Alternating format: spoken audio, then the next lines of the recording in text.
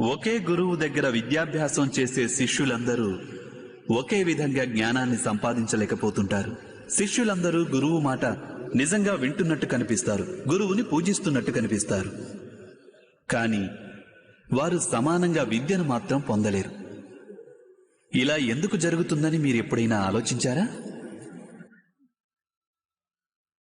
సత్యమేమిటంటే,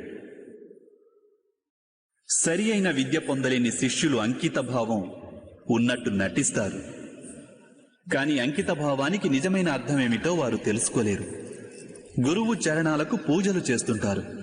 అయినా గురువు ఆదేశాల్ని మన్నించినంత మాత్రాన అంకిత భావం సిద్ధిస్తుందా?